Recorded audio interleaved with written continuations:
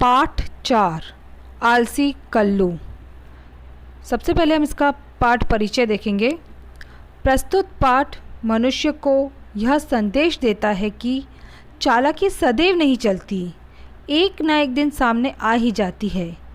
तब मनुष्य अपने ही बिछाए हुए जाल में फंस जाता है। इसीलिए किसी के साथ भी धोखा करने का प्रयास नहीं करना चाहिए। इसमें क्या समझाया हुआ है कि मनुष्य ये सोचता है कि हम बहुत चालाक हैं, हम दूसरों को अपनी चालाकी से किसी को धोखा दे सकते हैं, लेकिन उसकी चालाकी हमेशा काम नहीं आती है। वह कभी न कभी खुद ही उस चालाकी के जाल में फंस जाता है। इसीलिए हमें सबके प्रति वफादार रहना चाहिए, ईमानदार रहना चाहिए, किसी के साथ धोखा नहीं करना चाहिए। तो अब इसके बाद हम कहानी पढ़ेंगे। आप लोगों ने ये कहानी सुनी हुई है, जो गधा नमक की बोरी ले जाता है, पानी के अंदर डुबकी लगाता है, नमक बह जाता है ना। इस तरह की कहानी है। चलिए हम इसको पढ़ते हैं।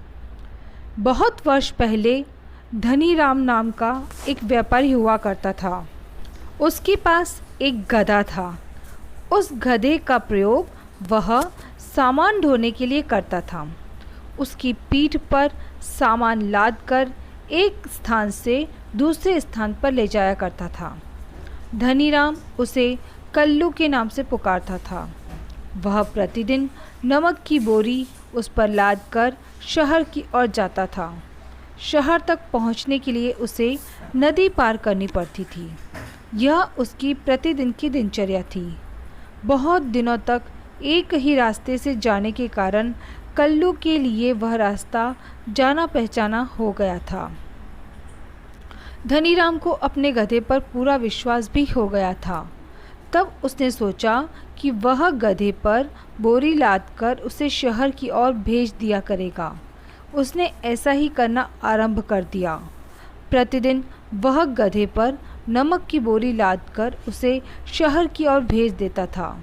शहर में पहुंचने पर एक व्यापारी नमक की बोरी उतार लेता और कल्लू उसी रास्ते से वापस लौटकर आया करता था। एक दिन कल्लू जब नदी पार करने के लिए पानी में उतरा तो नमक की बोरी थोड़ी गीली हो गई। बोरी के हल्का होने से थोड़ा नमक पानी में घुल गया, जिससे बोरी का वज़न कम हो गया। इससे कल्लू को बहुत आराम मिला, जिससे उसकी पीठ का वज़न भी कम हो गया। अब उसकी समझ में यह बात आ गई कि पानी में बोरी को भिगोने से उसकी पीठ का वज़न भी कुछ कम हो सकता है। अब वह प्रतिदिन ही यह करने लगा और शहर के व्यापारी को कम नमक पहुंचने लगा। एक दिन नमक की गीली बोरी देखकर उसे कुछ शक हुआ, तो व्यापारी ने बोरी को तोल कर देखा तो उसका शक सही निकला। नमक की बोरी का वज़न काफ़ी कम था। उसने एक कागज़ पर पूरी बात लिखकर उसी बोरी में रख दिया। जब शाम को गधा वापस पहुंचा तो धनीराम को खाली बोरी में वह कागज़ मिला।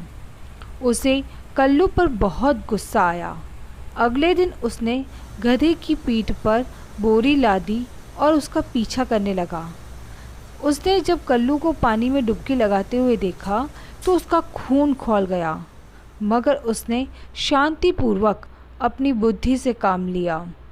अगले दिन उसने गधे की पीठ पर नमक की जगह रुई की बोरी रख दी और उसे रवाना कर दिया।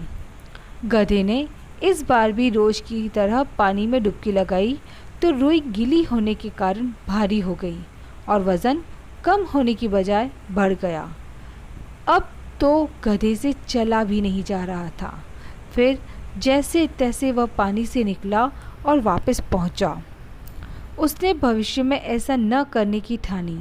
इस तरह धनीराम ने आलसी कल्लू को सबक सिखाया, जिससे कल्लू को अपनी चालाकी की सज़ा मिल गई। इसके बाद वह प्रतिदिन अपना कार्य ईमानदारी से करने लगा।